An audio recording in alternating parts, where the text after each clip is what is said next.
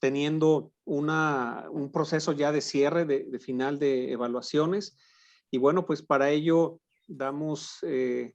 pues tenemos que prepararnos ya con los proyectos, con los programas para poder cerrar con broche de oro este programa y poder seguir interactuando y seguir trabajando en términos en el tema de emprendimiento.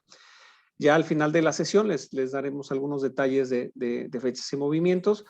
Y bueno, pues ahora viajamos virtualmente hasta Chile y bueno, le damos pues las gracias principalmente porque nuestro anfitrión, Ascan Straume, de INACAP Chile, en esta ocasión son nuestros anfitriones. Ascan, muchas gracias por recibirnos virtualmente en Chile y bueno, el micrófono todo tuyo. Vale, Javier, te pasaste. Muchas gracias a todos. ¿Me escucha bien, no? Perfecto. Oye, sí. Primero que todo, muy buenos días, obviamente, a todos. No, buenos días en este caso a México, a Colombia. Y buenas tardes a Bolivia, España y Chile. Bueno, quiero dar la bienvenida a nuestra última sesión de Masterclass de nuestro Hyperloop Iberoamericano Emprendimiento. En esta sesión, como ustedes ya sabrán, vamos a indagar en una de las etapas claves y críticas de un proceso de emprendimiento que tiene que ver con la búsqueda, y no solamente la búsqueda, sino que el levantamiento también de recursos o de capital para poder llevar a cabo su emprendimiento y poder hacer sus validaciones comerciales de su propuesta de valor y su modelo de negocio.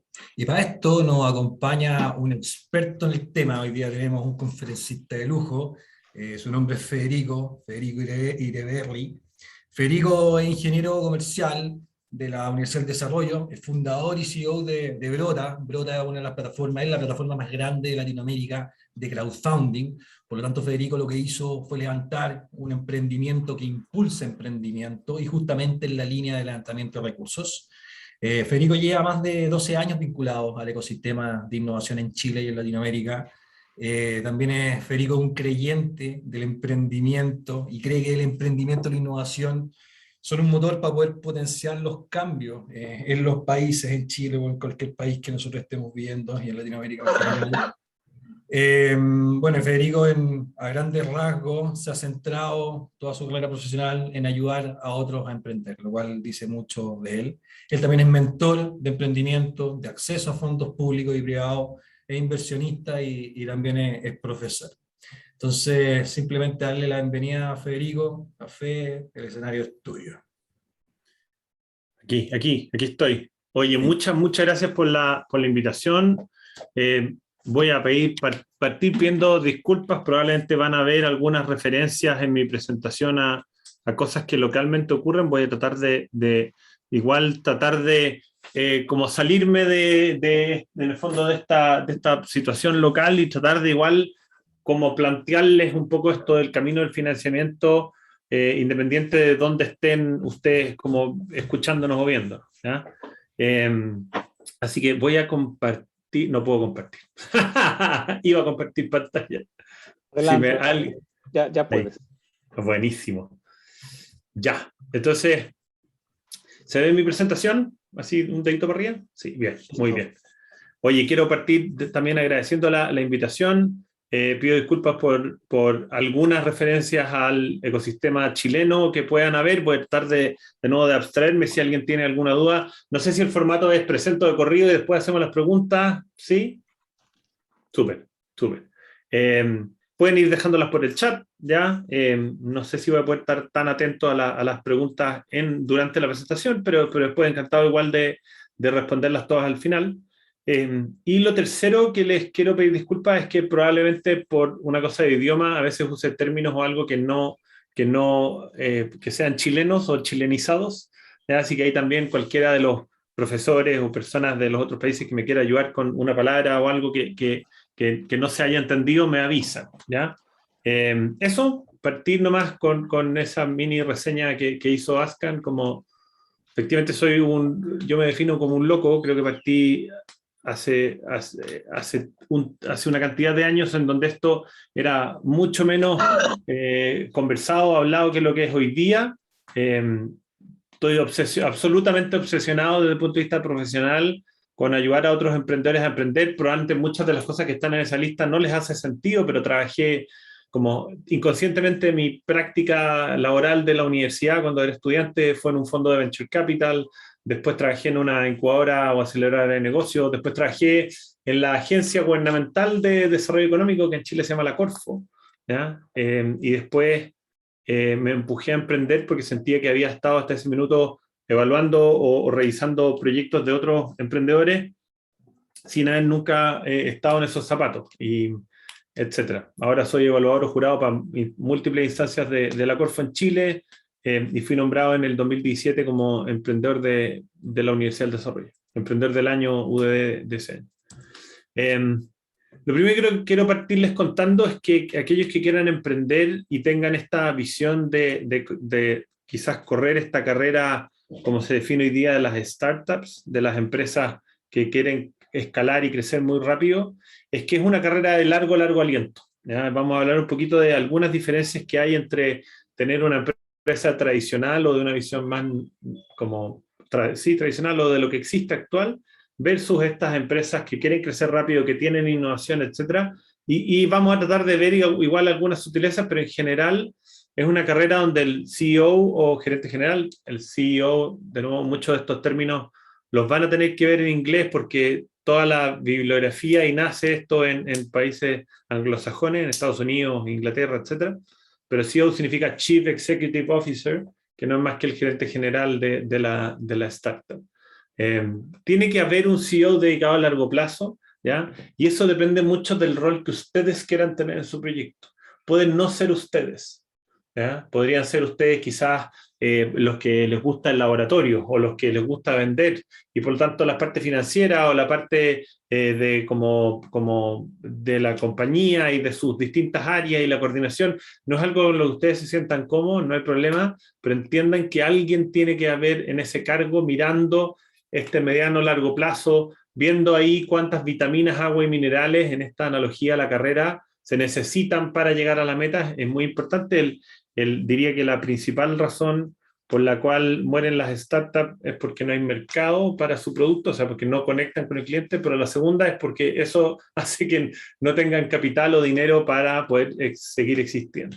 Es muy importante tener un equipo para correr esta posta. No sé si en atletismo posta es una palabra internacional, pero cuando pasan el palito y son un equipo de 4 personas que se van pasando el palito y corren una carrera, yo siempre digo esto, sería terrible desde ser selección de su país, irle ganando a la selección de Jamaica, pero quedarse sin a quien tener que pasarle ese palito. De nuevo, en este camino muy agotador, muy extenuante, emprender solos es muy complejo, porque significa no tener vacaciones, no tener un apoyo emocional para los momentos difíciles, no tener simplemente un hombro en el que llorar. Como que creo que es importante que busquen crear ese equipo, buscar a ese cofundador, a ese cofundador, ¿ya?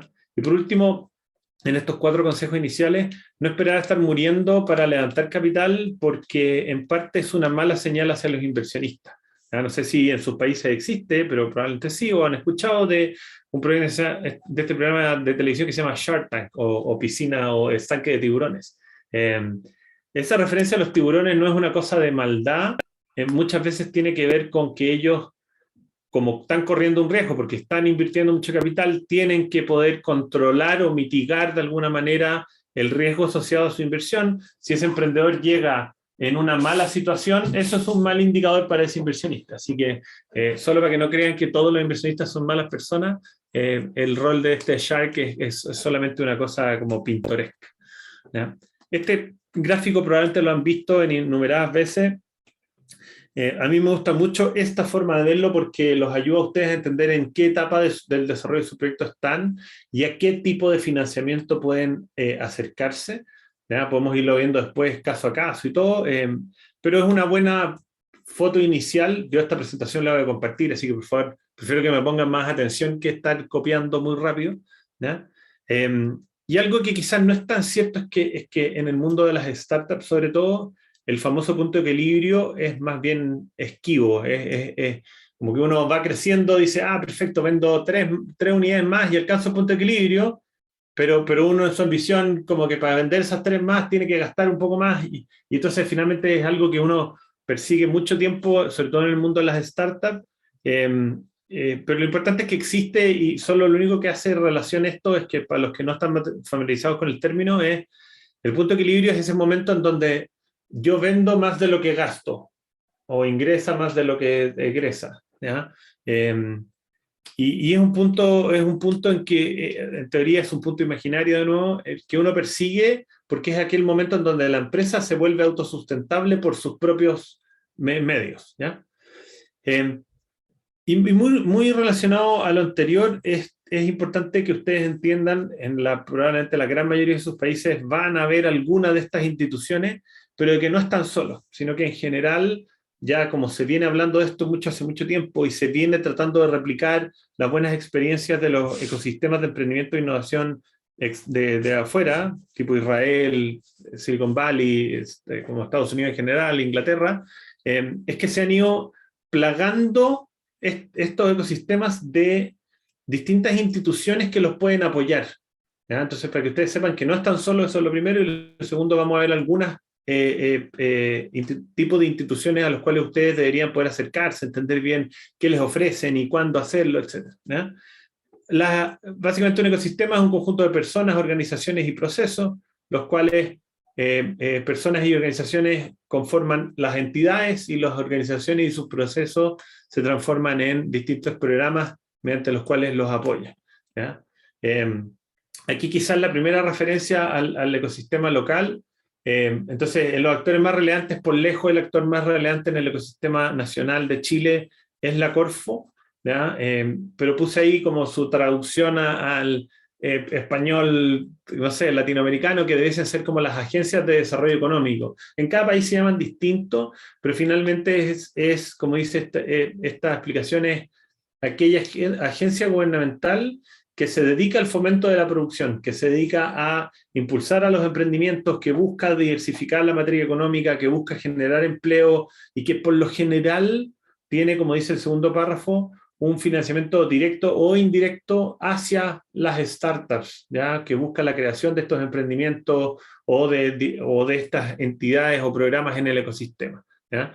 En la referencia chilena, el Corfo generalmente entrega subsidios, o sea, quiere decir que son un grant, como le dicen los gringos, los americanos, de capital que va hacia el emprendimiento, pero que no tiene que ser devuelto aunque el emprendimiento no sea exitoso, ¿ya? En Chile, sí, lo que piden, y eso es bien interesante, es un cofinanciamiento. Dicen, mira, si tu proyecto es de 10 pesos, ¿ya? Los primeros 7,5 los pone el Corfo, los pone el Estado, los siguientes 2,5 los tienes que financiar tú, como una señal, como una muestra de que estás comprometido con esto, si no sería tirar capital por la ventana como loco, ¿ya? Después hay un segundo grupo de entidades o instituciones muy potentes, que son las incubadoras o aceleradoras de negocio, ¿ya? Que son organismos, organizaciones destinados al apoyo y fomento del emprendimiento, generalmente tecnológicos, pero ahí pueden haber distintas variantes. Hay incubadoras sociales, hay incubadoras de innovación low-tech, he visto, hay con foco por ejemplo, en distintas industrias o distintas problemáticas, ¿ya? Y generalmente lo hacen a través de programas de formación o programas de capacitación, recursos que no necesariamente es capital, plata, ¿ya? Pueden ser laboratorios, acceso a conocimiento, etcétera, o financiamiento, ¿ya? Se ubican generalmente en las primeras etapas del desarrollo de un proyecto, o sea, desde la idea hasta previo a la internacionalización, ¿ya? Todavía no hay una gran cantidad de incubadoras que tengan presencia en varios países, por lo tanto, una vez que tú alcanzas ese nivel de internacionalización, ya empiezan a cumplir su rol más bien los fondos de Venture Capital, ¿ya? Que los vamos a ver a continuación. Entonces, el 3 y 4 agrupo dos tipos de instituciones, las de financiamiento temprano o aquellas relacionadas al Venture Capital, ¿ya? Diría que en Latinoamérica es una línea que todavía es muy delgada, no hay una gran diferenciación entre unas y otras, ¿ya? Pero son organismos destinados al apoyo y fomento del emprendimiento, principalmente a través del financiamiento, ¿ya? Existen diversos tipos, como el crowdfunding, del cual vamos a hablar un poco al final, las redes de inversionistas ángeles o los fondos de inversión de etapa temprana o Venture Capital, ¿ya? Están ubicados más bien desde la etapa de la consolidación hasta la internacionalización, ¿ya? Y esto porque en general como son instituciones que reciben capital o que administran capital de parte de terceros, tienen un mandato de no invertir en las etapas muy tempranas donde todavía existe demasiada incertidumbre y mucho riesgo, y por lo tanto podría significar no generar nada de retorno para esos aportantes, ¿ya? Y quinto, es un conjunto de instituciones más amplio, que le llamé yo redes de apoyo, donde podemos encontrar redes de mentores, organizaciones industriales, asociaciones gremiales, hubs de innovación y coworks, ¿ya? Entonces, por ejemplo, la red de mentores es una agrupación de personas que tienen mucho conocimiento o han vivido el camino de emprender y están dispuestos a donar tiempo y consejos y reuniones o lo que sea con emprendedores que quieren partir y que no tengan que reinventar todo desde cero, sino que puedan aprender del camino ya recorrido por ese mentor. En las organizaciones industriales quizás no es algo que es tan transversal, pero por ejemplo en Chile existe FinTech Chile, que es la Asociación de Empresas FinTech en Chile. Esas organizaciones industriales por lo general son un conjunto de empresas que se ponen de acuerdo para crear esta organización, ¿ya? Que lo que buscan es ser una voz generalmente frente al Estado o a los ¿cómo se llama? O al mundo político, para que se les tome en consideración como asociación o como agrupación. Muy interesante, y si pueden verlo en cada uno de sus países, partió en Chile, pero se ha ido, ¿cómo se llama? Diversificando hacia los distintos países, pero existe una cosa que se llama la ASECH, la CELA, que es la de Latinoamérica, pero en cada país existe la ASEA, que es la de Asociación de Emprendedores de Argentina, y después la ASECH, la Asociación de Emprendedores de Chile, y así en cada uno de diría que en la gran mayoría de los países de Latinoamérica existe esta asociación de emprendedores, y si no, búsquenla, y si no, créenla. Creo que es algo muy importante que, de nuevo, los emprendedores en su conjunto tengan una voz, un mensaje y una estructura que les permita tener ese intermediario con el Estado o el gobierno, ¿ya? Los hubs de innovación son una especie de cowork, si no conocen, los coworks son estos espacios de trabajo colaborativos más disponibles, donde uno arrienda generalmente como un espacio, pero virtual. O sea, uno va físicamente a una oficina donde hay miles de puestos y uno se sienta en el espacio en que encontró, ¿ya? Los hubs son un cowork con esteroides, donde están generalmente espacios de cowork, pero también hay empresas o está la academia con la investigación, y en su conjunto lo que busca es promover en un espacio físico el contacto entre estas distintas entidades, ¿ya? Y diría que este conjunto de redes de apoyo está a lo largo de todo el proceso del ciclo de vida de un emprendimiento. Ahora, volviendo a lo que nos convoca del financiamiento, tengo un primer tip, que es que ojalá nunca necesiten capital. Y antes de que pongan la cara de Jackie Chan, ¿ya? Porque sobre todo les debe llamar mucho la atención que esto viene de alguien que se dedica a levantar capital, es porque dependiendo del tipo de emprendimiento, de proyecto que ustedes quieren tener, hay un súper buen inversionista que no es un inversionista, ¿ya? Que es su cliente. El cliente es por lejos el mejor inversionista de cualquier startup. Les paga por su producto o servicio más de lo que a ustedes les cuesta, y con esa ganancia ustedes pueden seguir haciendo crecer su negocio. Y lo bueno es que ese cliente no tiene relación en el largo plazo con su negocio, no puede tomar decisiones, no puede opinar, etcétera, etcétera, ¿ya? Entonces, tener inversionistas genera fricciones o interacciones o intereses distintos a los que ustedes en su cabeza pueden tener. Por tanto, si pueden nunca necesitar un inversionista, mejor, ¿ya? A eso se le llama en Estados Unidos bootstrapping, o como hacer su propio camino a andar. La imagen mental del bootstrapping es como ponerse estos zapatos como de militares con muchos cordones hacia arriba, como amarrarse el zapato y como hacer su propio camino caminando por el camino emprendedor, ¿ya? Ahora, volviendo a esto de los tipos de emprendimiento, y hacía un poco esta diferencia al principio, creo que no hay buenos y malos, ¿ya? No hay malos tipos de emprendimiento, hay solamente diferentes tipos de emprender, ¿ya? Está el emprendimiento tradicional, o en una separación aquellos que tienen un camino más largo, que es aquellos innovadores o de valor agregado. ¿Por qué? Porque al querer ofrecer algo diferente, puede haber una fricción mucho más larga en generar a esos primeros clientes que aquellos que ofrecen algo que ya existe. Tipo, el ejemplo más fácil es esto, probablemente este es no voy a preguntarles qué es, porque solo los chilenos me van a poder contestar. Este es un pan que existe solo en Chile, se llama marraqueta, y lo peor es que dentro de Chile se llama de 3 formas distintas, ¿ya? Pero esto es un pan, un pedazo de pan, ¿ya? Este es un emprendimiento tradicional, tipo la panadería del barrio, como uno lo conocía cuando era pequeño y podía ir a comprar pan caliente en las mañanas, ¿ya? Y ese es un negocio tradicional, y uno podría decir, mira, me he dado cuenta que en mi barrio, entorno, no hay una panadería y la gente quiere ese producto y viaja hasta el barrio al lado a comprar el pan, puedo ir y montar una panadería. La probabilidad de que me demore mucho en vender es baja, porque la gente ya sabe lo que está buscando. Y si yo digo voy y vendo pan, la gente sabe además lo que estoy ofreciendo, ¿ya? Distinto quizás es esto, una pastelería francesa donde ofrezco no solamente panes salados, sino que panes dulces y muffins y pastelería y café y no sé qué, donde la gente dice, chuta, voy a ir y no sé qué comprar, o quizás de nuevo hay un espacio en como que puede ser que ustedes ofrezcan un producto que nadie compre, tipo un pastel de semillas de no sé qué, y nadie quiera justo ese pastel, y entonces ahí de nuevo hay un gasto mucho más grande que en una panadería tradicional.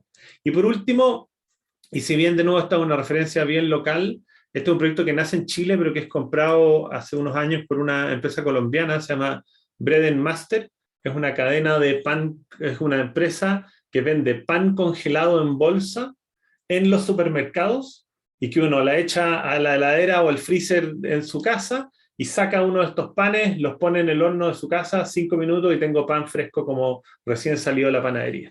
Él tuvo que innovar no solamente en el producto y en la forma de hacerlo y en entender cómo dejaba el pan a 5 minutos de horneado para que en la casa saliera bien y cómo lo congelaba sin que se echara a perder, sino que tuvo que ir al retail, a los supermercados y decirles, hola, quiero vender pan congelado, y el supermercado le dijo, estáis loco, yo tengo mi propia panadería, y además la gente no quiere pan congelado, sino no hay una categoría, y tuvo que innovar también en un montón de cosas en el mercado para poder llegar con su producto o su servicio. Entonces, de nuevo, en esta visión tradicional de valor agregado de innovación, los caminos son distintos, y vamos a tratar de ver igual algunas formas de financiamiento de manera transversal.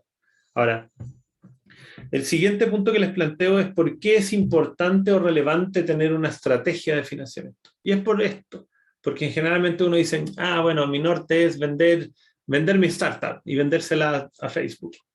Y uno cree que es lineal, es como si uno dijera, mire, quiero subir el Everest, y uno hace mentalmente una imagen de que se sube por este lado, y resulta que voy subiendo, hay una avalancha, un derrumbe, y tengo que cambiar de ruta, y muchas veces devolverme porque me quedé sin alimentos, porque me demoré más de lo que pensaba, y es un camino en que si uno hiciera esta imagen mental de subir el Everest, es de avanzar 3 pasos, devolverme 1, después avanzar 4, después tener que hacer un giro en 180 porque tengo que partir de nuevo porque hice un pivoteo, un pivot de mi modelo de negocio, etc. ¿Ya?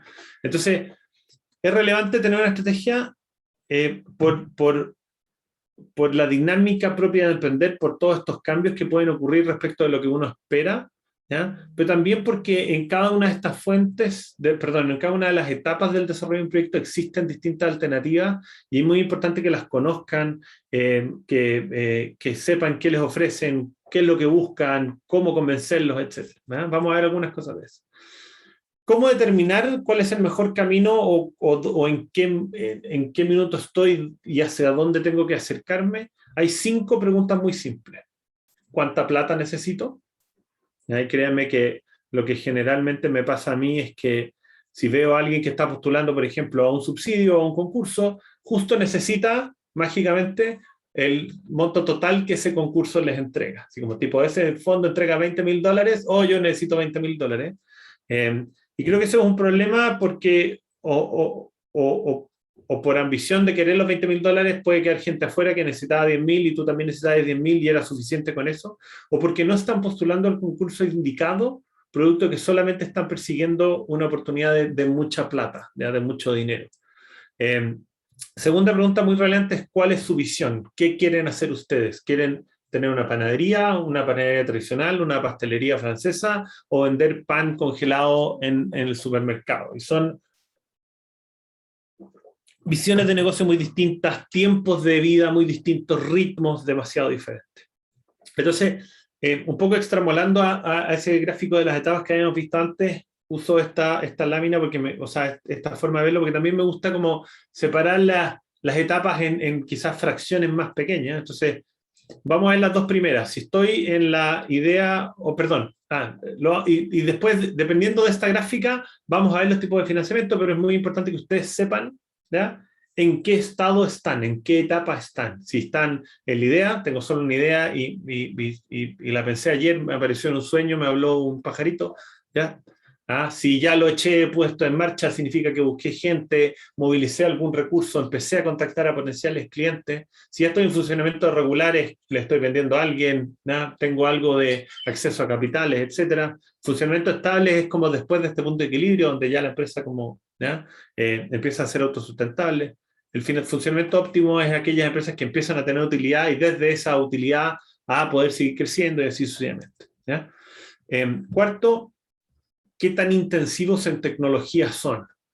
Quizás está como imágenes visualmente muy, muy diferentes, pero es súper relevante porque dependiendo a qué fuente de financiamiento quieran postular, hay algunas que simplemente no van a financiar tecnología, ¿ya? Y tienen que tenerlo claro. Por ejemplo, en Chile, la Corfo, esta agencia gubernamental que promueve el emprendimiento, no permite la compra de activos, ¿ya?, computadores, tecnología, un camión, un auto, lo que sea, una maquinaria, ¿ya?, porque si no sería un buen mecanismo para que los emprendedores tomen el capital de Corfo, de esta agencia, compren una maquinaria, se acaba el proyecto, no resultó, tome este auto y lo venda en el mercado, recupere yo el capital. Entonces, por lo general, Corfo promueve más la adquisición de talento, conocimiento, las acciones comerciales, la contratación de equipo o de, por ejemplo, un espacio donde trabajar, etc. Así que es súper relevante tener ustedes muy claro qué tan intensivos en tecnología son, porque eso puede dejarlos afuera de un concurso u otro o de una alternativa u otra, ¿ya? Quinto, y creo que la pregunta más relevante y que se sorprenderían la poca cantidad de personas con las que yo hablo que son capaces de responderme estas tres cosas de manera súper precisa y clara, que es: ¿cuál es mi problema? ¿Quién es mi cliente? ¿Y cuál es mi solución? Y como si tuvieran que hacerlo como un mantra, levántense todas las mañanas, escriben esto en el techo de su casa, después que no me reten sus padres o sus madres, pero lo pueden pegar en una hoja, así como antes teníamos los posters o los afiches de los grupos de música de las bandas que nos gustan. Bueno, peguen un papel en la pared y digan cuál es mi cliente, cuál es el problema que resuelvo, quién es mi cliente y cuál es la solución. Pero repítanlo como un mantra y busquen ser súper críticos y reflexivos de esto. Creo que no es una cosa que sea fija, primero. Segundo, mientras más se metan en estas tres cosas, tienen probablemente el 70 o 80% de cualquier postulación a cualquier cosa.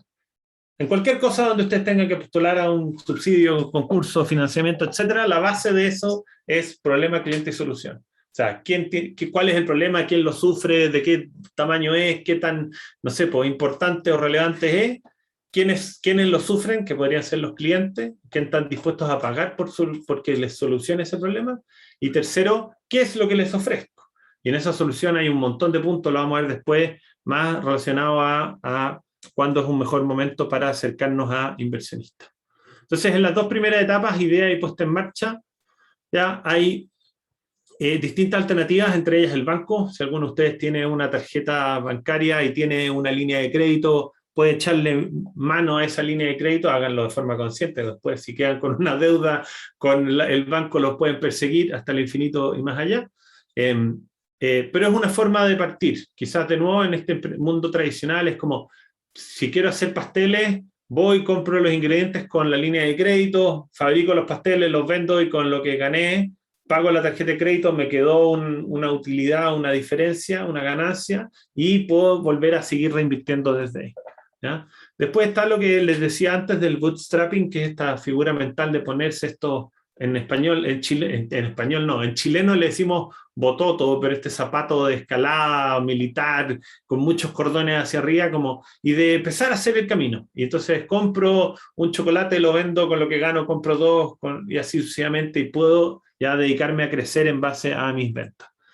Tercero, me gusta mucho más que el Family, Friends and Fools, que es el término tradicional, me gusta mucho más el Family, Friends and Fans. Creo que muchos de ustedes jóvenes que nacieron en la era de las redes sociales o son bastante más nativos digitales que la gran mayoría de nosotros, o yo por lo menos, ¿ya? Tienen una oportunidad de conectar, de crear comunidades mucho antes que cualquier otro negocio que haya existido. De hecho, si se meten como a ver las redes sociales de las empresas tradicionales, les aseguro que por lejos tienen muchísimo menos seguidores que aquellos que nacieron en las eras digitales.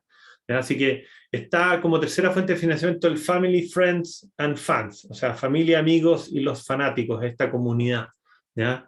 Pueden ser y probablemente son los más cercanos a querer invertir también por una conexión emocional con ustedes y con su entusiasmo emprendedor. ¿Ya? Hay una etapa o un tipo de financiamiento que se le llama capital semilla, generalmente de nuevo entregado por estas agencias gubernamentales, por concursos o por distintos inversionistas, ¿ya? Y, por ejemplo, acá en Chile existe un programa muy potente que incluso es de los más relevantes a nivel mundial, que se llama Startup Chile, ¿ya? De hecho, me faltó un guión entre la Start y la UP, ¿ya? Pero Startup Chile es un programa que da $40.000 de subsidio equity free, o sea, no toman participación por esos $40.000 que te entregan, traen diría casi un 50% de emprendedores del extranjero a Chile a emprender con una visa por 2 años para que puedan empezar y desarrollar su negocio acá en Chile.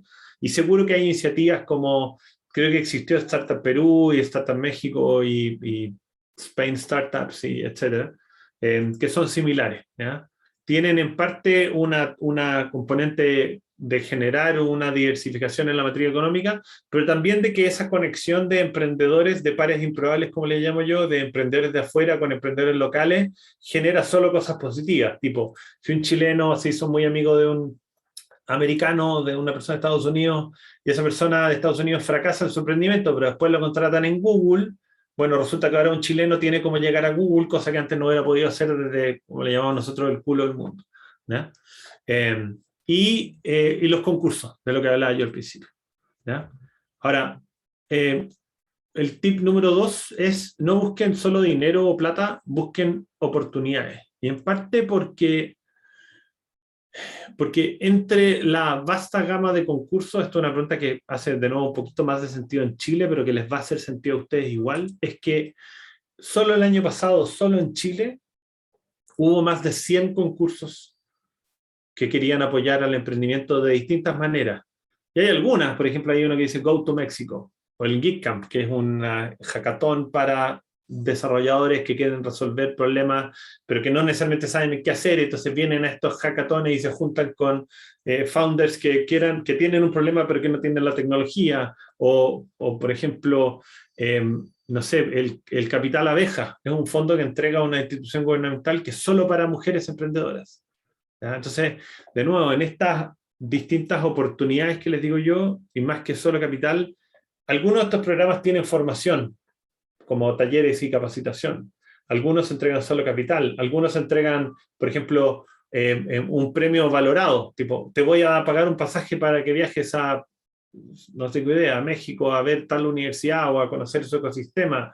Te voy a dar acceso a mis expertos en tal o cual contenido. Entonces, las oportunidades son muchas más que solo capital. Por tanto, en estas 5 preguntas que les decía al principio, como cuánta plata necesitan, es también saber qué es lo que necesitan, qué es lo que les falta. ¿Ya? Muchas veces estamos metidos en una lógica de tratar de convencer al otro de que yo soy el mejor y se me olvida qué es lo que yo necesito y desde ahí poder elegir ya alguna de estas alternativas. Este es un tip lamentablemente solo para chilenos, pero hay una persona en Chile que se llama la Josefa Villarroel, es una mujer increíble que hace todos los meses un resumen de todos los fondos concursables disponibles para emprendedores que existen durante ese mes, que estén abiertos durante ese mes, y te resume quiénes pueden postular, qué premios te entregan, etc. ¿Ya? Seguro que debe haber algo en sus países, si no, pueden estar atentos, por ejemplo, a páginas como Contexto, sin la E, Contexto, sí, sin la E, que es una plataforma parecido a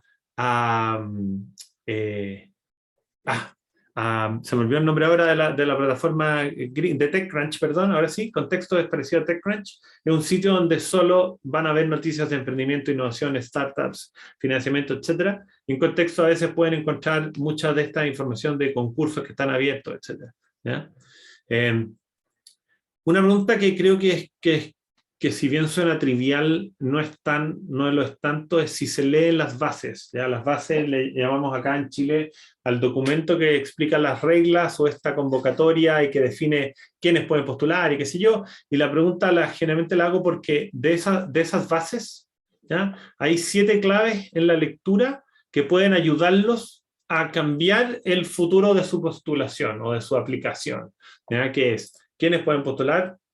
Suena como obvio, pero si por ejemplo hay una convocatoria que solo pueden postular personas y no empresas, entonces si ya tienen constituida la empresa, no pueden postular ese concurso.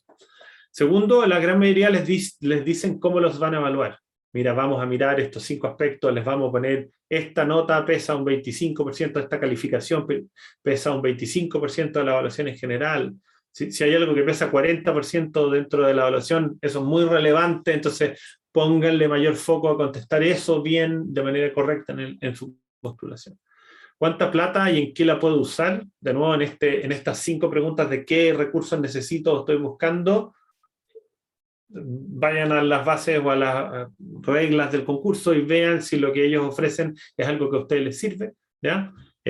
¿Cuáles son los plazos del proceso? O sea, tipo como si la selección dura 3 meses y ustedes necesitan la plata el próximo mes, entonces no apliquen, porque si la plata les va a llegar en 4 meses más, entonces no les sirve. ¿Cuáles son los plazos de duración del proyecto o del concurso? ¿En cuánto se pueden gastar o en qué minuto tienen que hacer uso de los recursos? ¿Ya? Los objetivos de los fondos generalmente dicen como tipo cosas como buscamos startups con la capacidad de acelerar exponencialmente. Si ustedes son un negocio tradicional, no pueden postular ese concurso. Y así, ya, finalmente lo que les quiero decir con esto es que si un concurso entrega, no sé, $1,000 y tiene 10 páginas, entonces cada página le vale $100 y tienen que leerse las bases.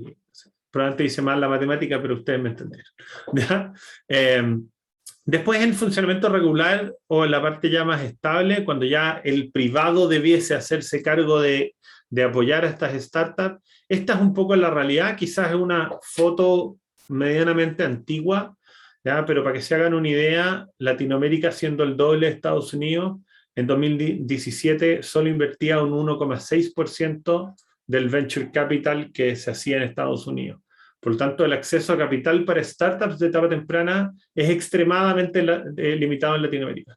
Si bien ha cambiado, no nos acercamos ni por cerca al 5% de lo que mueve ese país. Tiene una industria 1000% más desarrollada que Latinoamérica. Yo diría que Latinoamérica en su conjunto debe estar unos 10 a 15 años tarde respecto de la industria de los otros grandes ecosistemas. Y esto diría que es principalmente por 3 cosas, y esto lo hemos visto ya a nivel latinoamericano por nuestra experiencia, es porque existe la cultura latinoamericana nace parte de la base de la desconfianza. No sé si han escuchado esta frase como que en Estados Unidos uno es inocente hasta que se muestre lo contrario. Bueno, en Latinoamérica uno es culpable hasta que se muestre lo contrario. Y desde ahí es que tiendo a vincularme solo con aquellas personas que son de mi entorno o de mi confianza, y es muy difícil entonces venir y que se aparezca alguien, me haga su pitch, su presentación, y diga, sí, toma, aquí tienes $50,000. Lo segundo es que hay un temor muy alto al fracaso. Yo diría que en Estados Unidos hay una visión del fracaso más como un aprendizaje, como parte de la aventura. De hecho, el Venture Capital juega con eso en su palabra. Yo he tratado de promover que en Latinoamérica deberíamos llamarle capital aventura, pero después me tildan de hippie y entonces ya no tengo nada que hacer con eso. Pero hay un temor muy alto al fracaso. Tipo, los grandes empresarios tienen un estatus que quieren mantener, y si empiezan a hacer malas inversiones y a fracasar, entonces pueden decir como, oye, mira, él no es tan buen empresario. Y por último, todo esto se traduce en una necesidad de control que para las empresas de etapa temprana pueden ser muy malos, porque en la medida de que le cedo control al inversionista o parte del control al inversionista, puedo empezar a comprometer mi velocidad, mis ganas de acelerar, mi capacidad de crecer. ¿ya? Entonces, ¿cuándo es mejor acercarse a estos privados? Y aquí voy a hacer una pausa técnica, nomás solo antes de avanzar, es como, ¿cómo voy en el tiempo? No me quiero pasar demasiado, veo abajo un contador de tiempo, pero no sé si hace relación a lo que vengo hablando. Llevo como 40 minutos más o menos, ¿puede ser? ¿Sí? Ya, perfecto. Ya, voy a apurarme un poco más. Entonces, ¿cuándo es mejor acercarse a inversionistas privados? Básicamente vamos a ver 3 grandes características y después una que se relaciona cómo le está yendo a mi negocio. Entonces, lo primero es tener un buen equipo. Y créanme que si en ese equipo ustedes no están dedicados full time, tiempo completo a su negocio, lo más probable es que nadie invierta. O sea, yo, emprendedor, que no tengo recursos, si además de querer ir a buscar recursos de un tercero, tengo un trabajo en otra parte, o sea, lo mínimo que espera un inversionista es que ustedes tengan todo su costo alternativo invertido en su emprendimiento. Ojalá sean capaces de armar un equipo multidisciplinario, multiexperiencia en distintas industrias o áreas o profesiones o lo que sea. Si tienen asesores o mentores que ayuden a cubrir aquellos espacios donde ustedes son más débiles, mucho mejor. ¿Ya? Si tienen inversionistas previos, también es una buena señal. Y créanme, y esto yo lo digo fuera de una cosa como no sé, en Chile incluso hay un registro de los deudores que se llama DICOM. ¿Ya? Que no sé cómo se llama afuera, pero en otros países se llama como Equifax y qué sé yo. Es como, tengan un historial intachable porque el mundo es un pañuelo. Y uno no cree, pero dice, nadie se va a enterar que yo fui un mal socio con mi socio anterior. Y la verdad es que se sabe mucho y que uno termina en esta necesidad de generar confianza, tratando de hacer conexiones y enterándose finalmente de esta historia. Así que vayan por el mundo haciendo el bien, queriendo hacer el bien, y creo que eso paga mucho más que querer ir por el mundo tratando de ocultar el mal, ¿ya? Después, respecto a la idea, como segundo punto, tienen que tener un producto innovador o de valor agregado, tiene que haber una evidencia concreta de esa diferenciación. Y aquí, mientras más expertos sean en esto, mejor es. Sean capaces siempre de decir cuánto mejor que el competidor son. A mí me pasa mucho que un emprendimiento me dice, oye, yo soy mejor que lo que existe. ¿Y por qué? No, porque soy mucho más rápido o mucho más barato. Siempre ese mucho o ese adjetivo es una cosa relativa, ¿ya? Entonces traten de ponerle un número, digan soy un 20% más barato o entrego el servicio un 30% más rápido. Mientras más concreta sea esa diferenciación, más tangible le hacen al inversionista, ¿ya? El poder entender cuán mejores son ustedes, ¿ya? Conozcan a su competencia. Yo siempre digo esto, quienes llegan a una postulación o a un concurso o donde yo soy jurado y me dicen no tengo competidores, les pongo puro 0 en su calificación, ¿ya? Y eso es porque siempre tienen competencia. Y la competencia, por mucho que no se parezca nada a lo que ustedes hacen, nosotros, de hecho, siempre nos reímos de este ejemplo porque me encanta, es como los nocheros de los edificios, que no sé cómo se llaman en sus países, aquí se llaman porteros o tienen otros nombres, como el que está en el edificio en la recepción y recibe a las personas que llegan de visita o la correspondencia, puede ser incluso una figura que en otros países no exista, ¿ya? Pero teníamos un emprendedor que su solución era un software para gestionar la vida en las comunidades, manejar las visitas, el correo, el arriendo de los espacios comunes de los edificios, etc. Y él decía, mi competencia es el cuaderno que tiene esa persona donde toma nota de quién vino a visitar a quién y pide el DNI o su identificación.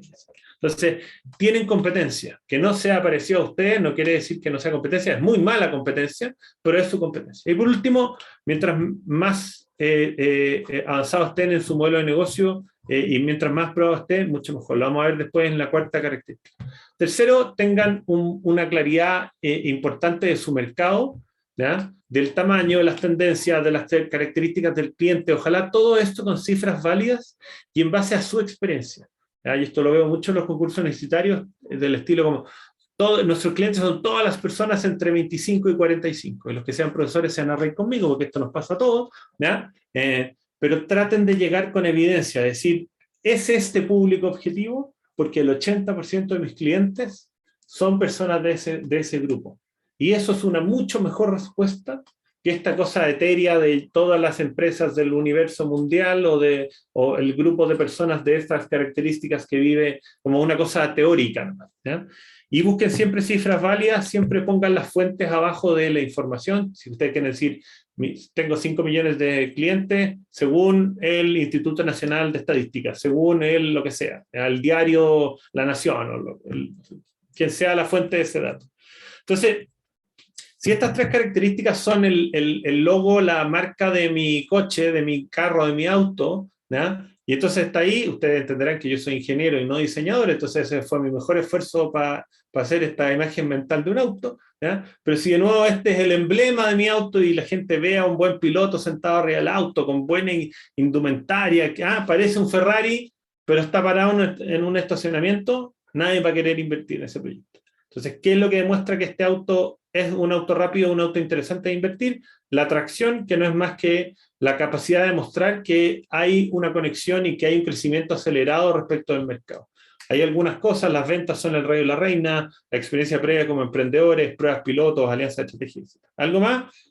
Voy a tratar de acelerar por razones de tiempo.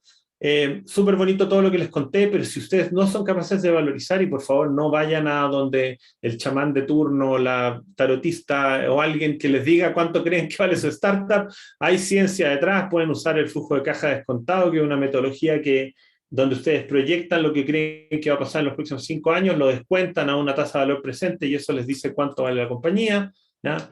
Hay otra metodología que se llama el valor libre ajustado, que contablemente es la diferencia entre lo que yo tengo, los activos, y lo que yo debo, la deuda o el pasivo, ¿ya? Y eso me entrega un valor, ¿ya? Y hay otra metodología que es muy usada en este mundo, que es el de los múltiplos, y es decir, por ejemplo, una empresa de retail, de decoración, se transa 5 veces su EBITDA, su utilidad antes de impuestos, ¿ya?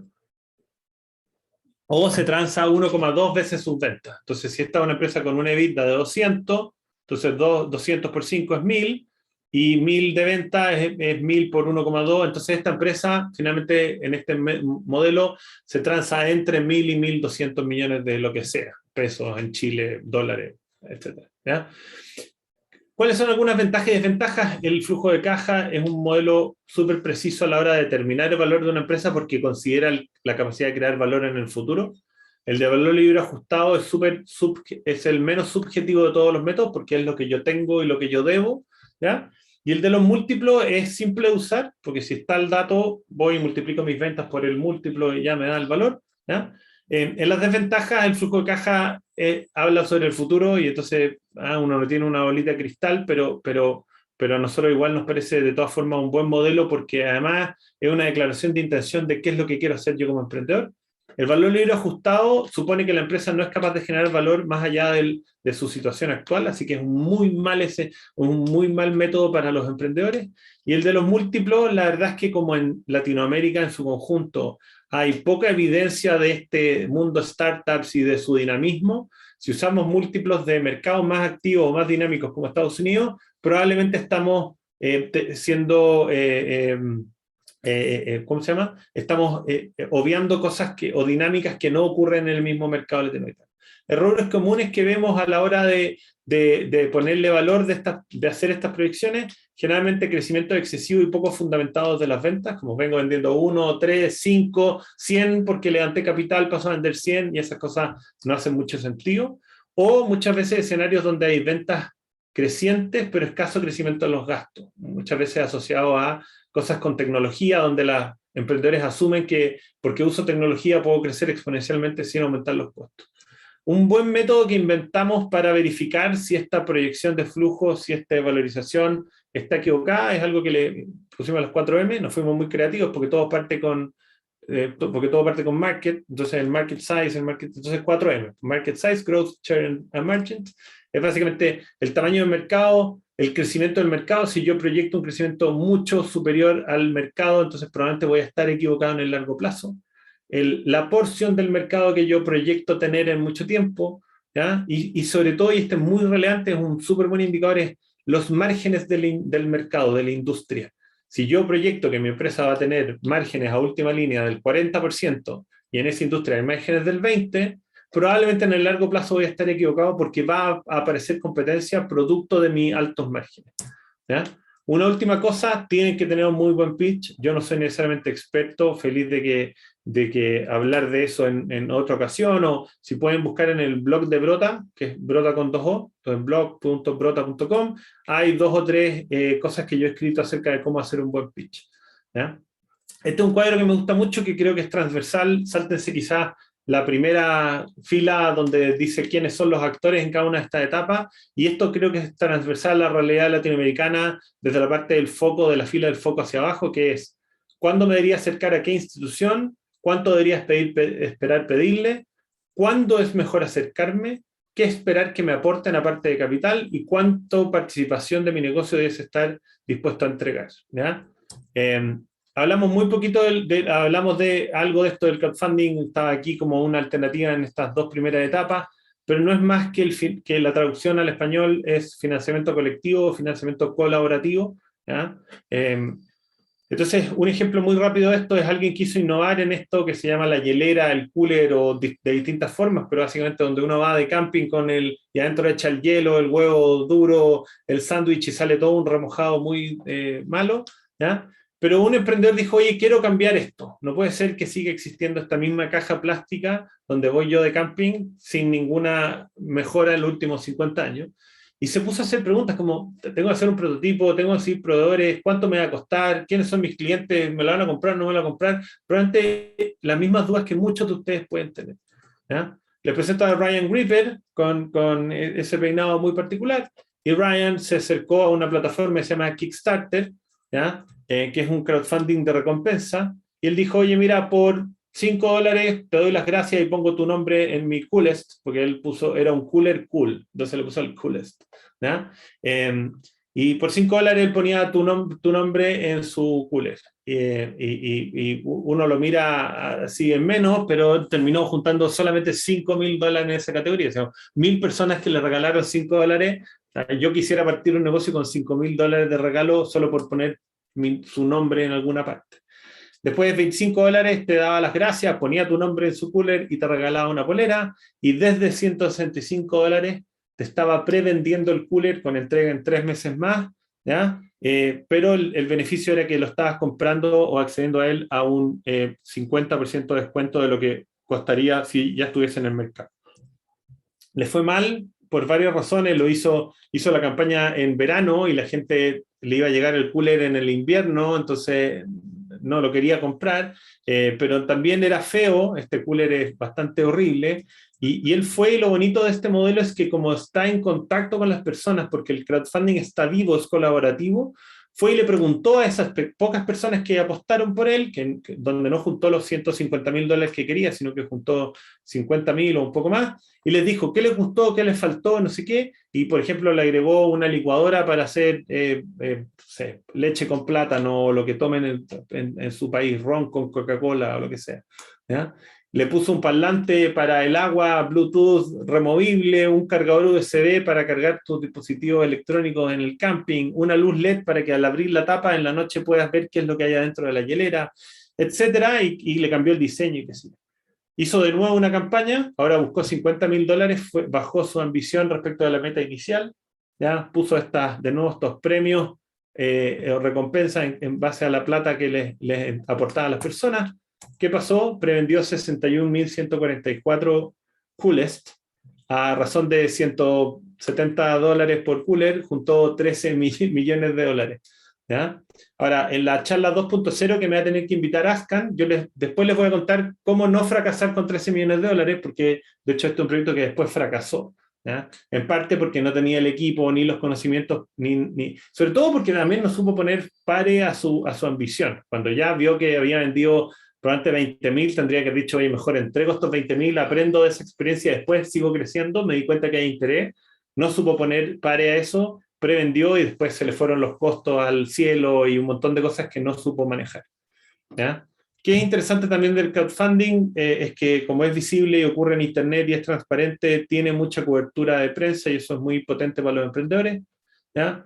Por último, hay cuatro grandes tipos de crowdfunding: recompensa, que ya lo vimos; préstamo, lending, que es como el banco, pero entre personas y de manera online; las donaciones es un ejemplo que yo en Chile uso, la Teletón, no existe en todos los países de Latinoamérica, seguro que en España no se llama Teletón, sí que existe, pero son básicamente campañas de donaciones donde la gente dona por internet, ¿ya? Y el de equity es lo que hacemos en Brota. Brota es una plataforma de crowdfunding de equity, donde quienes invierten reciben a cambio participación de startups, como quien dijera una bolsa de startups, así como existe el New York, no sé, Stock Exchange.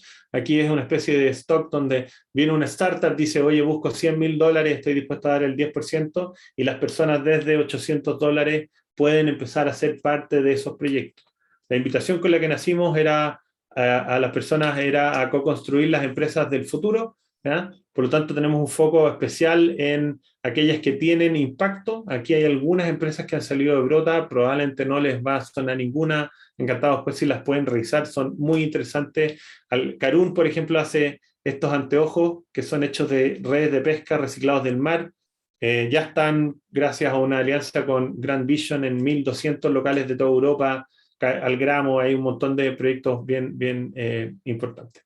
De nuevo, aquí hay algunas características de los tipos de proyectos que buscamos. Me voy a quedar con lo del medio. Nos gusta, Brota es una empresa, es una B Corp, una empresa B certificada del 2014. Promovemos una economía y un modelo financiero diferente, y por lo tanto invitamos a invertir solo en startups o emprendimientos que tengan un propósito o impacto social o medioambiental positivo, ¿ya? Esto lo dejo solo como referencia. El año pasado habíamos tenido muy buen año, había sido el mejor año de la historia de Brota, habíamos colocado $2 millones y esperábamos este año duplicar eso, pasar a $4 millones.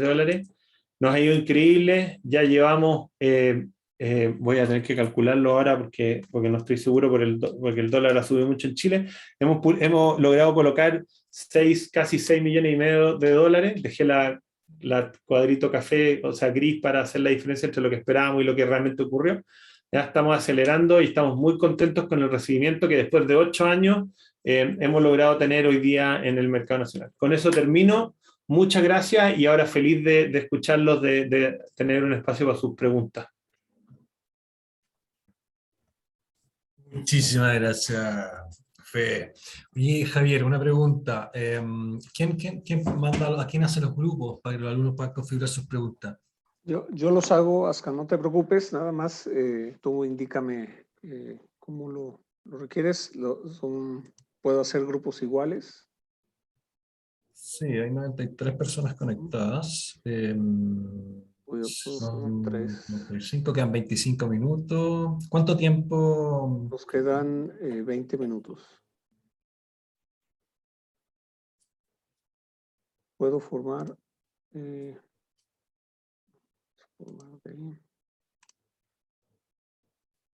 En 5 minutos, 10 grupos, equipos de 10 personas. Sí. A ver, ahí está. Bueno, ok. Tengo equipos de 5. ¿Quieren que lo hagamos más grande? Tú dime, Scan.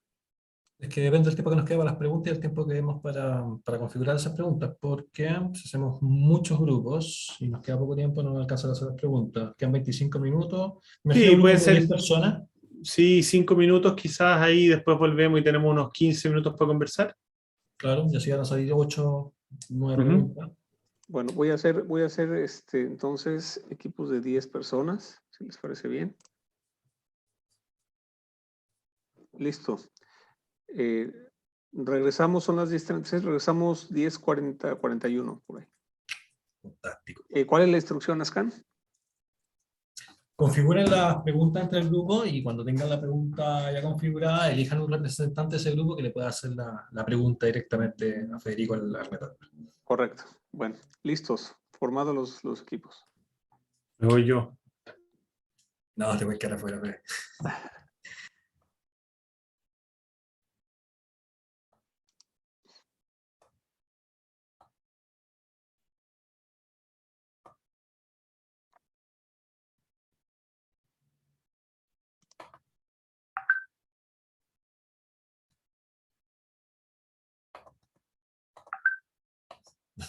Al parecer Federico entró. Sí. Es que como se vuelven automáticos, Muy quieres buenísimo. preguntarle.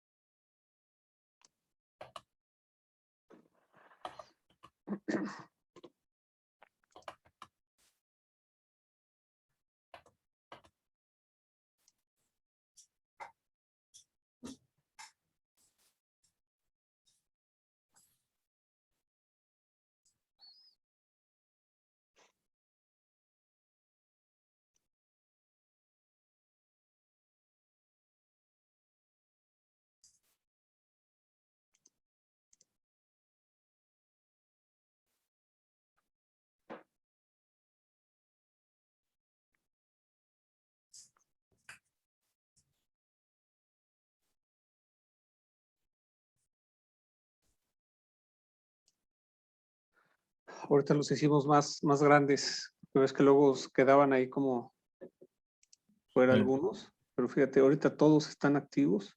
Sí, eso fue, Solo queda Esmeralda, Daniel y no, Zuri. Daniel es acá. Sí, Y no, él no es no. alumno, no es alumno, así que Ok, no entonces tenía por qué entrar. es que yo le pedí a los profesores que entraran para Para provocar. darle dinamismo, bueno. Sí. Muy bien. Sí, yo le pedí a Federico, que lo hiciera lo menos técnico posible, un tema que es sumamente técnico. Sí, y está bien, la está Pero manejando siento bien. que hizo un buen equilibrio, porque hacerlo tan poco técnico también le quita la importancia o las ganas que tienen que tener.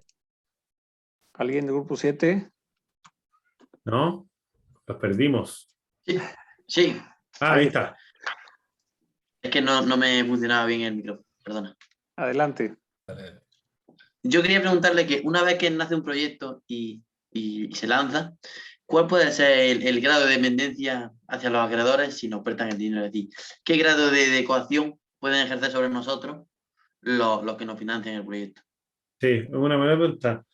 Creo que lo que hay que mantener en su esencia más como pura es, mientras ustedes tengan más del 50% de las acciones, pueden tomar todas las decisiones en el futuro. Ahora, si se vuelven personas muy relevantes para el negocio, ¿ya? Podrían mantener ese control, aunque no tengan la mayoría de las acciones o equity o shares o como quieran llamarle, ¿ya? De hecho, por ahí leía yo alguna vez que Mark Zuckerberg, sin tener la mayoría de Facebook, logró convencer a los inversionistas de que, a pesar de que él recibía inversión, él tenía un mandato donde cortaba, era el último que ponía los puntos sobre las i en las decisiones, porque en el fondo él reconocía en su persona algo muy valioso para la empresa. Entonces, hay que hacerlo con mucho cuidado para que no pasemos a ser empleados de esos inversionistas, como si deciden emprender para no trabajar de empleado, no sé si empleado es una palabra tan internacional, pero de trabajador de alguien, ¿sí? Entonces, si mi inversionista controla la toma de decisiones, pasé a ser un empleado, un trabajador de esa persona y no mi propio jefe como quizás uno aspira o busca en el mundo del emprendimiento. Así que busquen la inversión. Sí, ¿ah? También dependerá de lo repartido que esté el capital, porque a lo mejor con un 30% puede incluso coaccionar más que con un 40% en algunos casos. Correcto. Creo que eso es relevante en la ecuación de a quiénes invitan y cuánta gente, etc. Y háganlo, yo creo que en la medida que de nuevo, nosotros, de hecho, una de las cosas que más buscamos cuando evaluamos una startup es qué equipo es el que está detrás, y mientras más potente sea el equipo, más fácil es manejar una buena negociación con los inversionistas. Eso. Gracias, Antonio. Muchas gracias. Gracias, Antonio. Oye, Javier, pregunta, ¿tenemos tiempo para una última pregunta? Sí, adelante. Vamos. De forma aleatoria, entonces vamos con el grupo 9. Grupo 9, ven de ahí. A ver, grupo 9 son Carlos, Giawi, Karina, Lorena, María del Carmen, Marta y Moisés. Hola, ¿qué tal? Buenos días. Nosotros somos el grupo 9 y la pregunta que queríamos hacerle al doctor Federico era si al tener una idea de emprendimiento y buscar una posible inversión, cómo poder comunicarla de una forma atractiva, ya sea a los inversores o a los tiburones, como usted lo mencionó en la conferencia, sí. etcétera. Sí, yo creo que la herramienta que más se usa hoy en día es esto del pitch, que no es lo mismo que el speech. El speech es el discurso que da el presidente en el podio. El pitch es una metodología que viene haciendo una analogía del pitcher y el catcher en el béisbol. Entonces, hay alguien que tira un mensaje, en este caso el pitcher, lanza una bola, le llega al catcher de una manera muy rápida. El pitch es una forma de presentar que trata de, en un tiempo reducido y acotado, de presentar a las startups de manera atractiva. Mi sugerencia, de nuevo, es, si buscan de nuevo el blog de Brota, que les puedo escribir, voy a buscar, solo para no equivocarme, si es punto, sí. Entonces, si buscan en el blog de Brota, la empresa que yo cofundé y soy gerente general, pueden buscar 2 posts, 2 blogs o entradas que escribí respecto de cómo hacer un buen pitch. Vean Shark Tank en YouTube, vean un montón de presentaciones, participen en sus universidades de las distintas oportunidades, ya sea escuchando, presentando, pichenle a su abuelita, ¿no? Es un mal pitch porque su abuelita los quiere tanto que siempre les va a decir que es la mejor idea del mundo, aunque no entienda nada de lo que están diciendo. No se ríe Javier de mi expresión, pero es muy útil. Pero la abuelita es un buen factor porque traten de preguntarle si en serio entendió lo que ustedes hacen. Y ustedes están hablando de algo que generacionalmente probablemente su abuelita no entiende. Como, abuelita, uso el blockchain para no sé qué, y la abuelita va a decir como, ¿qué es el blockchain? ¿Ya? Entonces, mientras más se expongan a presentar, más van a ir aprendiendo en qué son buenos, ¿ya? Qué les gustó más a las personas, qué no les gustó, qué no entendieron. Y desde ahí el pitch tiene ciertas estructuras como problema, cliente, problema, solución, diferenciación, cliente, crecimiento, el equipo, etcétera. Y como que uno puede irlo practicando. Muy importante, Carlos, que lo practiquen mucho, al igual que el jugador profesional de fútbol o de soccer, ¿ya? Como que juega miles y miles de horas. El que quiere ser un buen pitch, un buen comunicador, tiene que practicarlo. Y ahí pierden la carrera y se los puedo decir con mucho conocimiento, porque yo soy evaluador para muchos programas, es que me toca escuchar muy buenos negocios, muy mal comunicados, y tienden a perder por sobre malos negocios, pero muy bien comunicados. ¿Ya? Así que es una herramienta que van a tener que desarrollar y que van a tener que enfrentarse a ese, muchas veces, pánico escénico. Yo siempre lo dije, yo no era un buen presentador, pero como el hecho de emprender me obligó a salir de mi zona de confort y hacerlo y a entender, y tengo quizás la suerte de que tengo un hermano gemelo, entonces cuando yo no me atrevo lo mando a él, pero no, mentira. No, siempre inténtenlo ustedes por lo menos. Eso, Carlos, muchas gracias por tu pregunta. Gracias. Oye, muchísimas gracias, Federico. Tremenda charla, tremenda conferencia, como dice toda América. Espero que a todos los alumnos le haya servido mucho para entender de una base todo el mundo del levantamiento, la búsqueda del levantamiento de capital. Me imagino por ahí también que quedaron muchos conceptos que quisieran profundizar más, y invitaciones justamente a esa, que puedan profundizar ustedes mismos, que vayan a buscar esa información, que aprendan, que practiquen, como decía Federico, y cualquier duda que hayan teniendo en el camino, obviamente tienen a todos sus profesores, académicos, docentes que los pueden ir apoyando en su proceso de emprender mientras están en esta universidad. Así que eso, darle la palabra a Javier, que creo que tiene un anuncio antes de ir cerrando. Gracias, Ascan. Y bueno, pues a nombre de todos, Ascan, muchísimas gracias a ti, Enica, por esta sesión. Y por supuesto a Federico Iriberri, excelente ponencia. Muchísimas gracias por transmitirnos tu experiencia, tus conocimientos. Fue una sesión muy enriquecedora. A todos, te comento, en el Hyperloop formamos parte, somos alrededor de 768 alumnos, y el resto lo están viendo grabado y todos van a estar escuchando. Y bueno, pues muchísimas gracias nuevamente. Esperemos verte pronto nuevamente. Sí, gracias por la invitación. Dejé por ahí mi nombre para que me agregue a LinkedIn cualquiera de ustedes que quiera cualquier consejo. Yo trato de hacerme el tiempo de hacer el payback, de como devolver la mano. Así que si alguien quiere conversar, siempre disponible. Siempre lo digo, tengo poco tiempo. La primera conversa feliz, la segunda va a depender de qué tan provechosa sea para los dos esa primera conversación. Así que muchas gracias por la invitación, Javier, Ascan, y a todas las personas que son parte de Hyperloop. Gracias, muchísimas gracias, Federico y Ascan, un 100 por este gran conferencista. Muchas gracias. Gracias, que estén bien. Oigan, y bueno, pues nada más comentarles a todos, y además para cerrar y que quede grabado, recordarles que el 24 de noviembre es el cierre del programa y todos ya tenemos que tener nuestros proyectos ya listos y en el sistema que vamos a utilizar, que es Inixar, para hacer todo el proceso de evaluación y cierre. Entonces, bueno, en un momento más nos vamos a reunir los coordinadores de cada una de las universidades. A ustedes, alumnos y profesores, ya sus coordinadores les van a dar las indicaciones ya precisas de cómo vamos a realizar este proceso de cierre. Estamos ya a 2 semanas, entonces, pues nada más es que le pongamos todo el empeño, toda la dedicación a todo este cierre y bueno, esperemos hacerlo con todo al final. Muchísimas gracias a todos, que tengan muy buena semana. Ascan, Chile, Indicap, muchísimas gracias. Cuídense mucho. Gracias, saludos a todos. Bye, Gracias. Bye. Muchas Gracias. gracias. Saludos. Muchas a gracias. todos. Gracias. Gracias. Saludos, gracias.